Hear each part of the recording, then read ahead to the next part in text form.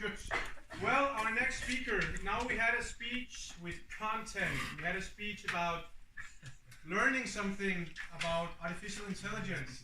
So the next speaker that I chose for this meeting is a speaker who will learn you all some tricks about how to make your next great speech. He's actually working professionally with helping speakers to improve. He's using a great model. I use it sometimes myself also. It's called the Speaking House. So please give a warm welcome to Asbjørn and the Speaking House. I have a dream. I have a dream that one day, on the red hills of Georgia, sons of former slaves and sons of former slave owners will join together at the table of brotherhood. I have a dream. And that's a dream that's deeply rooted in the American dream.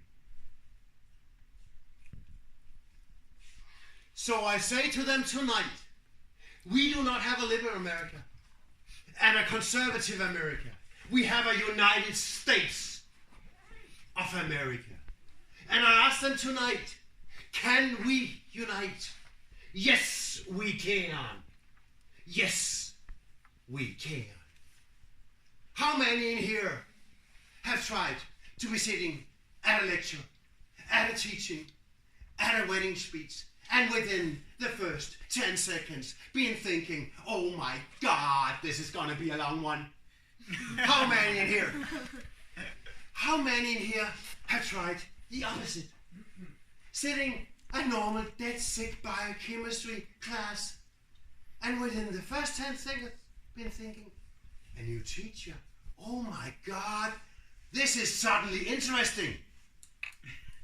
Yes, what do they do? I do not care if it's a political speech, if it's a lecture, if it's a teaching. I do not care if it's a wedding speech. They all use the same 5 fundamental speaking tools. Are you ready for those? Yeah. Are you ready for you to remember the 5 fundamentals? Because I have been inventing the speaking house, and it's a simple drawing of a house for you to remember the 5 fundamentals, and that's all I have done. Everything else is Cicero, Aristotle, if you want to do a speech, and if you have the time, and if you have 3 weeks, what do you need to do? First of all, you want to build your speaking house on a solid ground. You don't want to build your speaking house on sand, then it's going to fall.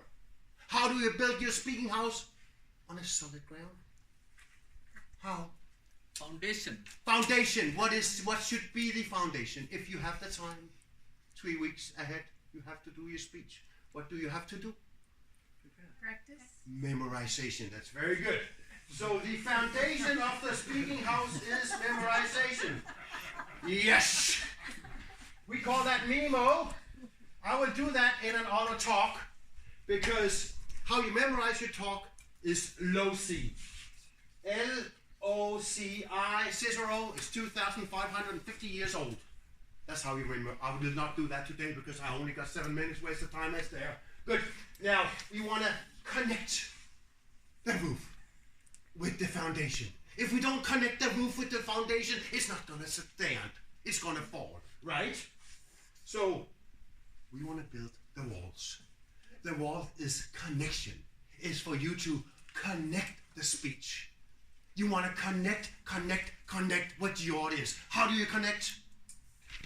As much as possible. How do you connect? Engaging. Raising your hand. When you raise your hand, you expect them to raise your hand.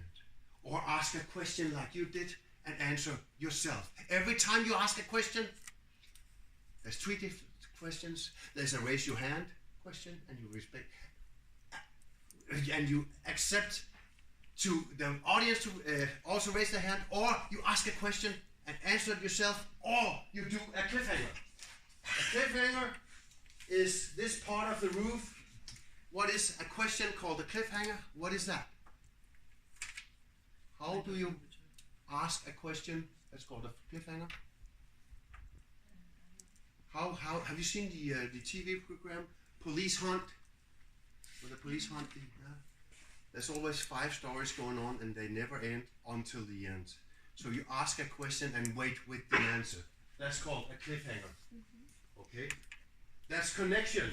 The wall is connection, and there was 3 ways to do connection. Questions, then you connect with your eyes, and you connect with your pauses. That's the 5 fundamental connections. Okay, now you want to start your talk. Good. That's the door. The door symbolizes the start with a hook. That's called a hook. You want to start hooking the audience. You can start it with a question or a personal story or a quote, like I did. I have a dream.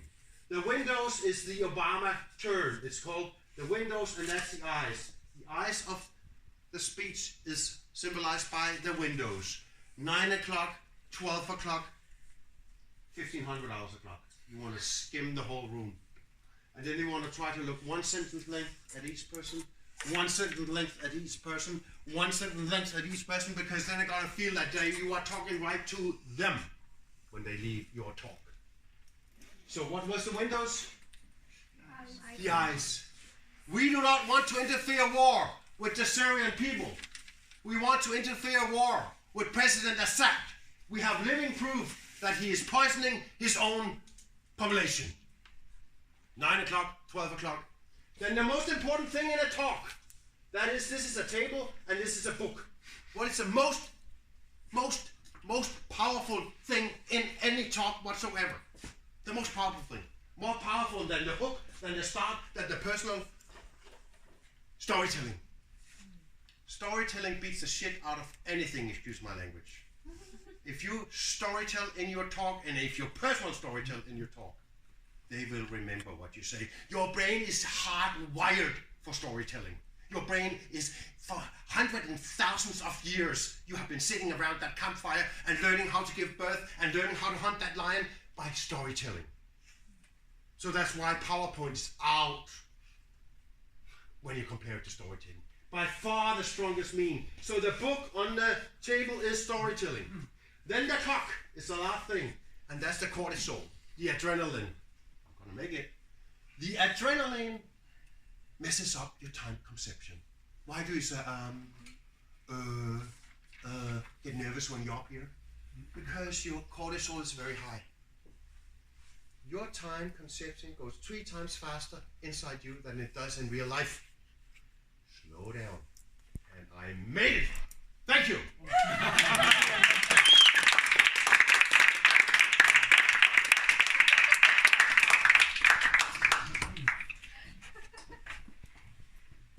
Amazing lecturer, as always.